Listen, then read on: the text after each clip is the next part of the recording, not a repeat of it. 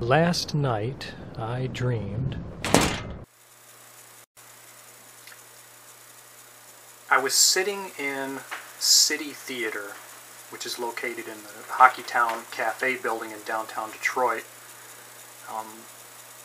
The big red stage curtain was closed, and I was part of a packed audience, and we were all just waiting for the show. I have no idea what the show was, but I was looking forward to it.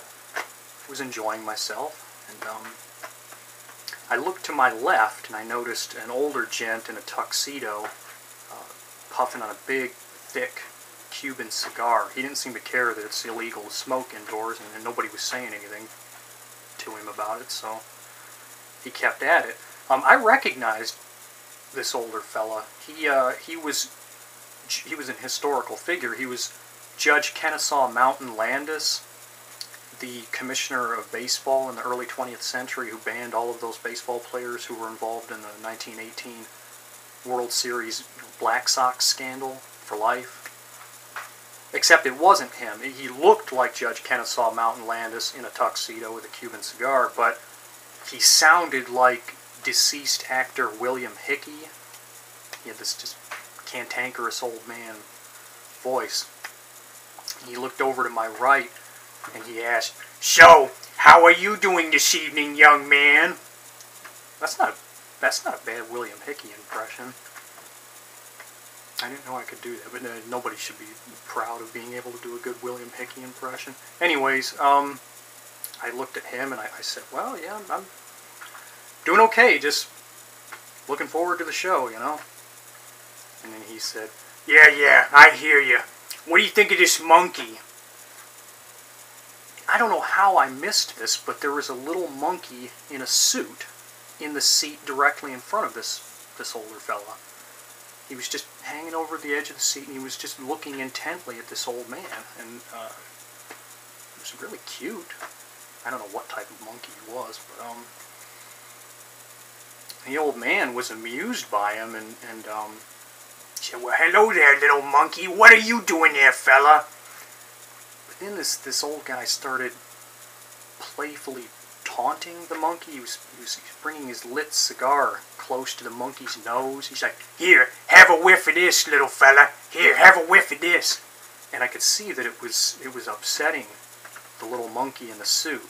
And I was just about to say to the guy, "Look, dude, that's I know that's a little monkey, but that's still a monkey. That could do some damage when riled." And plus, I was getting ticked off. I don't like seeing animals teased, you know.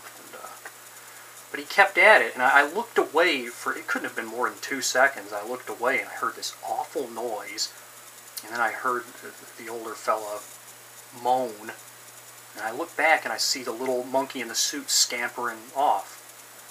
And I noticed that the older fella in the tuxedo, he's dropped his cigar on the carpet, and he's now holding his face, or at least the area of his head where his face used to be. The monkey had bitten his face off. I could see blood just pulsing out of open wounds,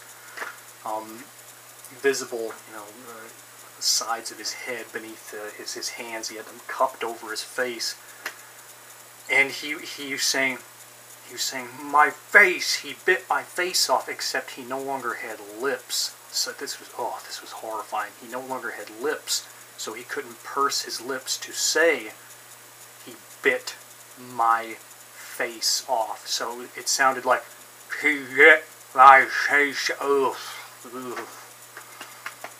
Ooh, that was disgusting. Oh, I didn't even get a good look at the area of his head from which his face had been removed, but just hearing him say that and just visualizing what had happened to him beneath his hands, oh, that was just horrifying.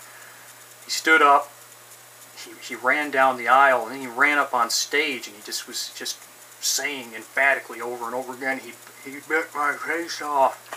Finally, this fella, he runs into the British butler from The Shining. You know, the racist British butler from The Shining that talked to Jack Nicholson in the bathroom. This guy apparently was like the host of this event. And British butler from The Shining, he was oddly cool about this whole situation. He put his hands up. He stopped the, Kennesaw Mountain Landis in a tux with William Hickey's voice. He said, Sir, just relax. Just relax, I assure you. We'll have you reunited with your face shortly. Just relax. And, by this time, I'm standing up. There are members of the audience panicking. I'm looking all over for the little monkey because I'm not the biggest fan of my face, but I'm glad it's there and that it's functioning, and just, I'm looking around for this monkey, hoping it's not going to pounce on me and bite my face off, and at the same time I'm kind of concerned for the monkey, hope nothing happens to it. I don't know. I like animals, but anyways, it just got to be too much for me, and finally I was awakened just by the panic of this whole horrifying situation, so yeah, I woke up.